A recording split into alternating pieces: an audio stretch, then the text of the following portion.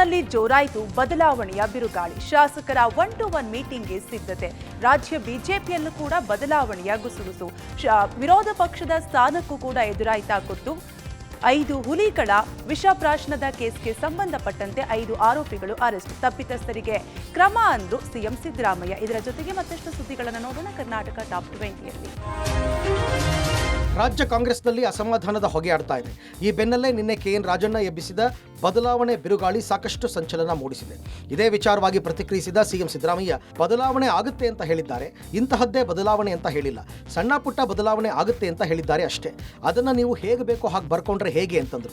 ಇನ್ನು ಪರಮೇಶ್ವರ್ ಮಾತ್ರ ಅವರು ಸೆಪ್ಟೆಂಬರ್ನಲ್ಲಿ ಕ್ರಾಂತಿ ಆಗುತ್ತೆ ಎಂದಿದ್ದಾರೆ. ರಾಜಣ್ಣ ಅವರಿಗೆ ಯಾವ ಮಾಹಿತಿ ಇದೆಯೋ ಗೊತ್ತಿಲ್ಲ. ಇಲ್ದಿದ್ರೆ ಜವಾಬ್ದಾರಿ ಸ್ಥಾನದಲ್ಲಿ ಇದ್ದು ಹಾಗೆ ಮಾತನಾಡೋದಕ್ಕಾಗಲ್ಲ. ಸೆಪ್ಟೆಂಬರ್ ಕ್ರಾಂತಿ ಬಗ್ಗೆ ಅವರನ್ನೇ ಕೇಳಿ ಅಂತ ಹೇಳಿದರು. ರಾಜ್ಯ ಕಾಂಗ್ರೆಸ್ನಲ್ಲಿ ಬದಲಾವಣೆಯ ಬಿರುಗಾಳಿ ಬೀಸತೊಡಗಿದೆ. ರಾಜ್ಯ ಕಾಂಗ್ರೆಸ್ ಸರ್ಕಾರದ ವಿರುದ್ಧ ಕಾಂಗ್ರೆಸ್ ಶಾಸಕರೇ ಅಸಮಾಧಾನ ಹೊರಹಾಕ್ತಾ ಇದ್ದಾರೆ. ಎಐಸಿಸಿಯಿಂದ ಪಕ್ಷದ ಶಾಸಕರನ್ನ ಮಾತನಾಡಿಸೋದಕ್ಕೆ ಸಿದ್ಧತೆ ನಡೆದಿದೆ ಎನ್ನಲಾಗಿದೆ. ಜುಲೈ 1ಕ್ಕೆ ರಾಜ್ಯ ಕಾಂಗ್ರೆಸ್ ಉಸ್ತುವಾರಿ ಸುರ್ಜೇವಾಲಾ ಶಾಸಕರ ಜೊತೆ 1-to-1 ಮೀಟಿಂಗ್ ಫಿಕ್ಸ್ ಮಾಡಿದ್ದಾರೆ ಎನ್ನಲಾಗಿದೆ. ಶಾಸಕರ ಮುಕ್ತ ಅಭಿಪ್ರಾಯವನ್ನ ಲಿಖಿತ ರೂಪದಲ್ಲೂ ಕೊಡೋದಕ್ಕೆ ಅವಕಾಶ ಮಾಡಿಕೊಡಲಾಗ್ತಾ ಇದೆ ಎನ್ನಲಾಗಿದೆ. ಇದಕ್ಕೆ ಸಿಎಂ ಸಿದ್ದರಾಮಯ್ಯ ನೀಡಿರುವ ಪ್ರತಿಕ್ರಿಯೆ ಪುಷ್ಟಿ ನೀಡುವಂತಿದೆ. ಸುರ್ಜೇವಾಲಾ ಬೆಂಗಳೂರಿಗೆ ಬರ್ತಿರೋದು ನಿಜ. ಹಾಗಂತ ಪಕ್ಷದಲ್ಲಿ ಸಮಸ್ಯೆ ಇರುವ ಕಾರಣಕ್ಕೆ ಬರ್ತಿದ್ದಾರೆ ಅಂದ್ರೆ ಹೇಗೆ? ಕಾಂಗ್ರೆಸ್ನಲ್ಲಿ ಭಿನ್ನಾಭಿಪ್ರಾಯ ಇದೆ ಅಂತ ನಿಮಗೆ ಹೇಳಿದ್ಯಾರು ಅಂತ ಗರಂ ಆಗಿದ್ದಾರೆ. ಈ ಮೂಲಕ ಶಾಸಕರ ಅಸಮಾಧಾನ ಹೋಗಲಾಡಿಸಲು 1-to-1 ಮೀಟಿಂಗ್ಗೆ ಸಿದ್ಧತೆ ನಡೆಸಲಾಗುತ್ತಿದೆ ಎಂಬ ಸುದ್ದಿ ಕಾಂಗ್ರೆಸ್ ಪಾಳೆಯದಲ್ಲಿ ಹರಿದಾಡ್ತಾ ಇದೆ. ರಾಜ್ಯ ಬಿಜೆಪಿಯಲ್ಲಿ ಬದಲಾವಣೆಯ ಗುಸುಗುಸು ಶುರುವಾಗಿದೆ. ರಾಜ್ಯಾಧ್ಯಕ್ಷ ಸ್ಥಾನಕ್ಕಷ್ಟೇ ಅಲ್ಲ, ವಿಪಕ್ಷ ನಾಯಕ ಸ್ಥಾನಕ್ಕೂ ಕೂಡ ಸರ್ಜರಿ ಮಾಡ್ತಾರೆ ಎಂಬ ಸುದ್ದಿ ಬಿಜೆಪಿಯಲ್ಲಿಯೇ ಹರಿದಾಡ್ತಿದೆ. ಬದಲಾವಣೆ ಆಗೋದು ರಾಜ್ಯಾಧ್ಯಕ್ಷರ, ವಿಪಕ್ಷ ನಾಯಕರ ಎಂಬ ಗೊಂದಲ ಮೂಡಿದೆ. ಈ ಬೆನ್ನಲ್ಲೇ ಬಿಜೆಪಿಯಲ್ಲಿ ಭರ್ಜರಿ ಸರ್ಜರಿಗೆ ಹೈಕಮಾಂಡ್ ಪ್ಲಾನ್ ಮಾಡಿದೆ ಎನ್ನಲಾಗ್ತಿದೆ. ರಾಜ್ಯಾಧ್ಯಕ್ಷ ಹುದ್ದೆಯ ಗೊಂದಲಕ್ಕೆ ಬೇರೊಂದು ರೂಪದಲ್ಲಿ ಪರಿಹಾರ ಸೂತ್ರಕ್ಕೆ ಚಿಂತನೆ ನಡೆದಿದ್ದು ಈಗಾಗಲೇ ರಾಜ್ಯ ಬಿಜೆಪಿಯ ಪ್ರಮುಖರಿಂದ ಅಭಿಪ್ರಾಯ ಸಂಗ್ರಹ ಮಾಡಿದೆ. ಇನ್ನು ವಿಪಕ್ಷ ನಾಯಕ ಸ್ಥಾನಕ್ಕೆ ಸರ್ಜರಿ ಮಾಡಲು ಹೈಕಮಾಂಡ್ ಚಿಂತನೆ ನಡೆಸಿದ್ದು ಅಧ್ಯಕ್ಷ ಸ್ಥಾನದಲ್ಲಿ ವಿಜಯೇಂದ್ರ ಅವರನ್ನೇ ಮುಂದುವರೆಸಿ ವಿಪಕ್ಷ ಸ್ಥಾನದ ಬದಲಾವಣೆಗೆ ಚಿಂತನೆ ನಡೆಸಿದೆ ಎನ್ನಲಾಗ್ತಿದೆ. ಆದರೆ ಆರ್ ಅಶೋಕ್ ಮಾತ್ರ ರಾಜ್ಯಾಧ್ಯಕ್ಷರ ಬಗ್ಗೆ ಚರ್ಚೆ ಆಗ್ತಿಲ್ಲ, ನಾನು ಆ ರೇಸ್ನಲ್ಲಿಲ್ಲ, ನಾನು ಪ್ರತಿ 3 ತಿಂಗಳಿಗೊಮ್ಮೆ ದೆಹಲಿಗೆ ಬರ್ತೇನೆ, ರಾಷ್ಟ್ರೀಯ ನಾಯಕರನ್ನ ಭೇಟಿ ಆಗ್ತೇನೆ ಅಂತ ಹೇಳಿದ್ದಾರೆ.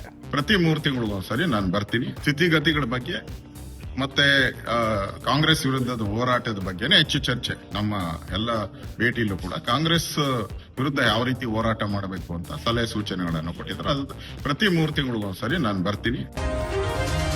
ಮಲೆ ಮಹದೇಶ್ವರ ವನ್ಯಧಾಮದಲ್ಲಿ 5 ಹುಲಿಗಳು ಅನುಮಾನಾಸ್ಪದವಾಗಿ ಮೃತಪಟ್ಟ ಘಟನೆ ಸಂಬಂಧ 5ರನ್ನ ವಶಕ್ಕೆ ಪಡೆದು ವಿಚಾರಣೆ ನಡೆಸಲಾಗ್ತಾ ಇದೆ.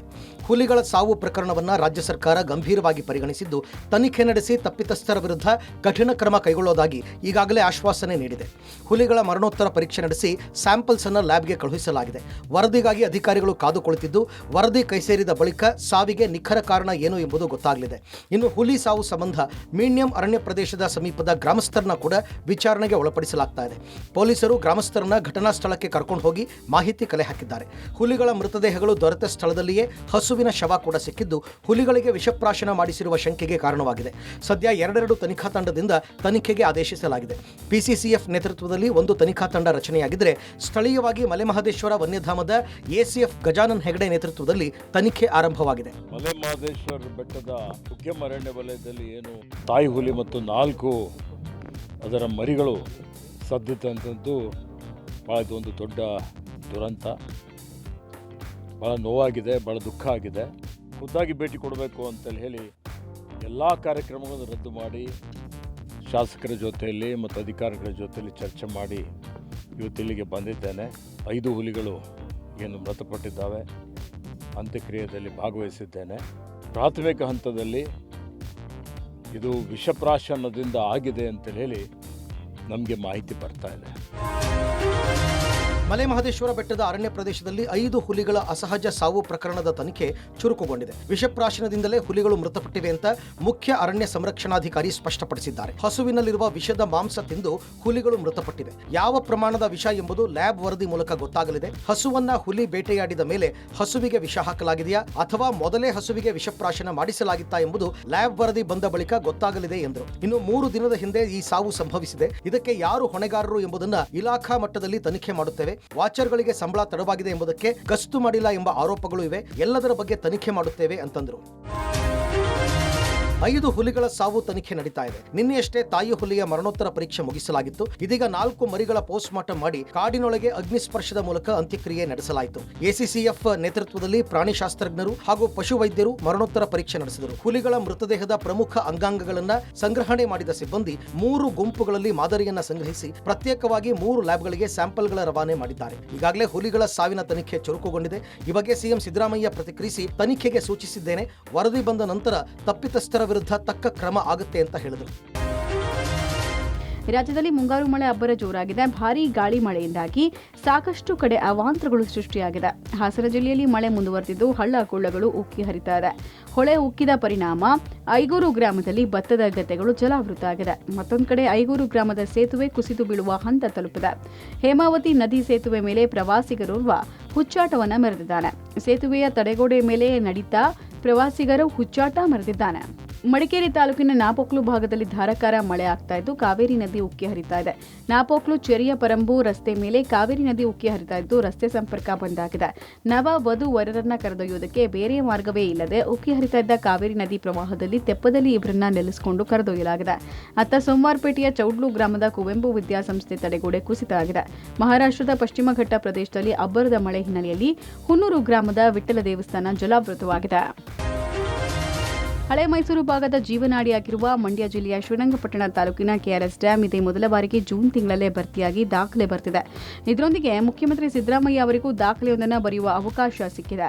ಮುಂದಿನ 3 ದಿನಗಳ ಒಳಗಾಗಿ ಬಾಗಿನ ಅರ್ಪಿಸಿದರೆ ಜೂನ್ ತಿಂಗಳಲ್ಲೇ ಕಾವೇರಿ ಮಾತೆಗೆ ಬಾಗಿನ ಅರ್ಪಿಸಿದ ಸಿಎಂ ಎಂಬ ಹೆಗ್ಗಳಿಕೆಗೆ ಸಿದ್ದರಾಮಯ್ಯ ಅವರು ಪಾತ್ರರಾಗ್ತಿದ್ದಾರೆ. ಹೀಗಾಗಿ ಇದೇ ಸೋಮವಾರ ಕಾವೇರಿಗೆ ಬಾಗಿನ ಅರ್ಪಿಸೋಕೆ ಸಿದ್ಧತೆ ನಡೆಸಲಾಗಿದೆ. ಜೂನ್ನಲ್ಲೇ ಬಾಗಿನ ಅರ್ಪಿಸುವ ಅವಕಾಶ ಈವರೆಗೂ ಯಾವ ಮುಖ್ಯಮಂತ್ರಿಗೂ ಸಿಕ್ಕಿಲ್ಲ. 1979ರಿಂದ ಕಾವೇರಿಗೆ ಬಾಗಿನ ಅರ್ಪಿಸುವ ಪದ್ಧತಿ ಆರಂಭ ಆಗಿದೆ. ಮೊದಲ ಬಾರಿಗೆ ದಿವಂಗತ ದೇವರಾಜ ಅರಸ್ ಬಾಗಿನ ಅರ್ಪಿಸುವ ಮೂಲಕ ಪದ್ಧತಿಗೆ ನಾಂದಿ ಹಾಡಿದ್ರು. ಅಲ್ಲಿಂದ ಇಲ್ಲಿ ತನಕ ಯಾವೊಬ್ಬ ಮುಖ್ಯಮಂತ್ರಿಗೂ ಜೂನ್ನಲ್ಲಿ ಬಾಗಿನ ಅರ್ಪಿಸುವ ಅವಕಾಶ ಸಿಕ್ಕಿರಲಿಲ್ಲ. ಸಾಮಾನ್ಯವಾಗಿ ಕೆಆರ್ಎಸ್ ಡ್ಯಾಂ ಜುಲೈ ಅಥವಾ ಆಗಸ್ಟ್ ತಿಂಗಳಲ್ಲಿ ಭರ್ತಿಯಾಗ್ತಿದೆ. ರಾಜ್ಯದಲ್ಲಿ ಆರಿದ್ರ ಮಳೆಯ ಆರ್ಭಟ ಜೋರಾಗಿದೆ. ಘಟಪ್ರಭಾ ನದಿಗೆ ಅಪಾರ ನೀರು ಹರಿದು ಬರ್ತಾ ಇದ್ದು ಮುಧೋಳ ತಾಲೂಕಿನ ಸೇತುವೆಗಳು ಜಲಾವೃತವಾಗುವ ಸಾಧ್ಯತೆ ಇದೆ. ಮಹಾರಾಷ್ಟ್ರ ಬೆಳಗಾವಿ ಜಿಲ್ಲೆಯಲ್ಲಿ ಸುರಿತಾ ಇರುವಂತಹ ಭಾರೀ ಮಳೆಯಿಂದಾಗಿ ಘಟಪ್ರಭಾ ನದಿ ಮೈದುಂಬಿ ಹರಿತಾ ಇದೆ. ಬೆಳಗಾವಿ ಜಿಲ್ಲೆಯಿಂದ ನದಿಗೆ 17,000 ಕ್ಯೂಸೆಕ್ ನೀರು ಹರಿದು ಬರ್ತಾ ಇದೆ. ಸದ್ಯ ನಂದಗಾಂವ ಸೇತುವೆ ಜಲಾವೃತವಾಗಿದ್ದು ಮಿರ್ಜಿ ಬಳಿಯ ಸೇತುವೆ ಜಲಾವೃತವಾಗುವ ಸಾಧ್ಯತೆ ಇದೆ. ಮುಧೋಳ ತಾಲೂಕಿನ 12 ಸೇತುವೆಗಳಲ್ಲಿ ಅಪಾಯದ ಮಟ್ಟದಲ್ಲಿ ನೀರು ಹರಿತಾ ಇದೆ. ಇನ್ನು ಕೃಷ್ಣಾ ನದಿ ಉಕ್ಕಿ ಹರಿತಾ ಇದೆ. ಇದರಿಂದ ಜಿಲ್ಲೆಯ ಆಲಮಟ್ಟಿ ಜಲಾಶಯಕ್ಕೆ ಅಪಾರ ಪ್ರಮಾಣದ ನೀರು ಹರಿದು ಬರ್ತಾ ಇದೆ. 1 ಲಕ್ಷಕ್ಕೂ ಅಧಿಕ ಒಳಹರಿವು ದಾಖಲಾಗಿದೆ. ಇನ್ನು ಅಪಾಯದ ಮಟ್ಟ ಮೀರಿ ಹರಿತಾ ಇರುವ ವರದಾ ನದಿಯ ಅಬ್ಬರದಿಂದ ಕಳಸೂರು ಗ್ರಾಮದ ಬಳಿ ಇರುವ ಬ್ರಿಡ್ಜ್ ಕಮ್ ಬ್ಯಾರೇಜ್ ಮುಳುಗಡೆಯಾಗಿದೆ. ಹಾವೇರಿ ಮತ್ತು ಸವಣೂರು 2 ತಾಲೂಕಿನ ಸಂಪರ್ಕ ಕಡಿತಗೊಂಡಿದೆ. ಇತ್ತ ಹೇಮಾವತಿ ಜಲಾಶಯದ ಒಳಹರಿವಿನಲ್ಲಿ ಹೆಚ್ಚಳಾಗಿದೆ. ಡ್ಯಾಂಗೆ 37,000 ಕ್ಯೂಸೆಕ್ ನೀರು ಹರಿದು ಬರ್ತಿದೆ. ಡ್ಯಾಂನಿಂದ 36,000 ಕ್ಯೂಸೆಕ್ ನೀರನ್ನು ಹೊರಬಿಡಲಾಗ್ತಿದೆ. ರಾಜಧಾನಿ ಬೆಂಗಳೂರಿನಲ್ಲಿ ನಗರವನ್ನೇ ಬೆಚ್ಚಿ ಬೀಳಿಸುವ ದರೋಡೆ ನಡೆದಿದೆ. ವಿದ್ಯಾರಣ್ಯಪುರಂನ ಎಂಎಸ್ ಪಾಳ್ಯದಲ್ಲಿ ಹಾಡಹಗಲೇ 2 ಕೋಟಿ ಹಣವನ್ನು ಕದ್ದು ದರೋಡೆಕೋರರು ಎಸ್ಕೇಪ್ ಆಗಿದ್ದಾರೆ. ಕೆಂಗೇರಿಯ ಶ್ರೀಹರ್ಷ ಕೋಲ್ಡ್ ಪ್ರೆಸ್ಡ್ ಆಯಿಲ್ ಅನ್ನ ಉದ್ಯಮ ಆರಂಭಿಸುವ ಸಲುವಾಗಿ ಸ್ನೇಹಿತನ ಬಳಿ 2 ಕೋಟಿಯನ್ನು ಹೊಂದಿಸಿಕೊಂಡು ಜರ್ಮನಿಯಿಂದ ಮೆಷಿನ್ ತರಿಸುವುದಕ್ಕೆ ಪ್ಲಾನ್ ನಲ್ಲಿದ್ರು. 2 ಕೋಟಿ ಹಣವನ್ನ ಡಾಲರ್ ಕರೆನ್ಸಿಗೆ ಕನ್ವರ್ಟ್ ಮಾಡಬೇಕಿತ್ತು. ಈ ವೇಳೆ ಸ್ನೇಹಿತರ ಮೂಲಕ ಬೆಂಜಮಿನ್ ಎಂಬಾತನ ಪರಿಚಯವಾಗುತ್ತೆ. ಬೆಂಜಮಿನ್ 2 ಕೋಟಿ ಹಣವನ್ನು ತೆಗೆದುಕೊಂಡು ವಿದ್ಯಾರಣ್ಯಪುರದ ಎಂಎಸ್ ಪಾಳ್ಯದ ಸರ್ಕಲ್ ಬಳಿಗೆ ಬರುವಂತೆ ಹೇಳಿದ್ದಾರೆ. ಅದರಂತೆ ಶ್ರೀಹರ್ಷ ಸ್ನೇಹಿತರ ಜೊತೆಗೆ ಹಣ ತೆಗೆದುಕೊಂಡು ಹೋಗಿದ್ದಾರೆ. ಈ ವೇಳೆ ಹಣವನ್ನು ಎಣಿಕೆ ಮಾಡುವಾಗ ಸಂಜೆ 4:30 ವೇಳೆಗೆ ಏಕಾಏಕಿ 6ರಿಂದ 7 ಜನರ ಗುಂಪೊಂದು ಎಂಟ್ರಿ ಕೊಟ್ಟು 2 ಕೋಟಿ ಹಣವನ್ನು ಎಗರಿಸಿ ಪರಾರಿಯಾಗಿದೆ. ಸದ್ಯ ಪ್ರಕರಣವನ್ನು ದಾಖಲಿಸಿಕೊಂಡು ತನಿಖೆಯನ್ನು ನಡೆಸ್ತಾ ಇರುವಂತಹ ಪೊಲೀಸರು ಬೆಂಜಮಿನ್ ಹಾಗೂ ಸ್ನೇಹಿತರನ್ನ ವಿಚಾರಣೆಗೊಳಪಡಿಸಿದ್ದಾರೆ. ಚಲಿಸುತ್ತಿದ್ದ ಕೆಎಸ್ಆರ್ಟಿಸಿ ಬಸ್ನಲ್ಲೇ ಡ್ರೈವರ್ ಕಂಡಕ್ಟರ್ ಬರ್ತ್ಡೇ ಸೆಲೆಬ್ರೇಷನ್ ಮಾಡಿ ಹುಚ್ಚಾಟ ಪ್ರದರ್ಶಿಸಿದ್ದಾರೆ. ನಂಜನಗೂಡು ತಾಲೂಕಿನ ಹುಲ್ಲಹಳ್ಳಿ ಕಣೇನೂರು ಮಾರ್ಗವಾಗಿ ಎಚ್ಡಿ ಕೋಟೆಯ ಕಾರಪುರಕ್ಕೆ ತೆರಳುತ್ತಿದ್ದ ಬಸ್ನಲ್ಲಿ ಹುಟ್ಟುಹಬ್ಬ ಆಚರಿಸಿ ಹುಚ್ಚಾಟ ಮೆರೆದಿದ್ದಾರೆ. ಡ್ರೈವರ್ ಸೀಟ್ ಪಕ್ಕದಲ್ಲಿಯೇ ಕೇಕ್ ಕಟ್ ಮಾಡಿ ಫ್ಲವರ್ ಬ್ಲಾಸ್ಟ್ ಮಾಡಿದ್ದಾರೆ. ಡ್ರೈವರ್ ಅಟೆನ್ಷನ್ ಡೈವರ್ಟ್ ಆಗಿ ಏನಾದ್ರೂ ಅನಾಹುತ ಆಗುತ್ತೋ ಎಂಬ ಗೊಂದಲದಲ್ಲಿ ಪ್ರಯಾಣಿಕರು ಗಾಬರಿಗೊಂಡಿದ್ದಾರೆ. ಬಸ್ನಲ್ಲಿದ್ದ ಪ್ರಯಾಣಿಕನೋರ್ವ ವಿಡಿಯೋ ಮಾಡಿ ಸೋಷಿಯಲ್ ಮೀಡಿಯಾಗಳಲ್ಲಿ ಅಪ್ಲೋಡ್ ಮಾಡಿದ್ದಾನೆ. ಸದ್ಯ ವಿಡಿಯೋ ಸಾಕಷ್ಟು ವೈರಲ್ ಆಗಿದ್ದು ಬಸ್ ಚಾಲಕ ಹಾಗೂ ನಿರ್ವಾಹಕನ ವಿರುದ್ಧ ನೆಟ್ಟಿಗರು ಆಕ್ರೋಶ ಹೊರಹಾಕಿದ್ದಾರೆ. ಇಬ್ಬರ ವಿರುದ್ಧವೂ ಸೂಕ್ತ ಕ್ರಮ ಕೈಗೊಳ್ಳುವಂತೆ ಆಗ್ರಹಿಸಿದ್ದಾರೆ.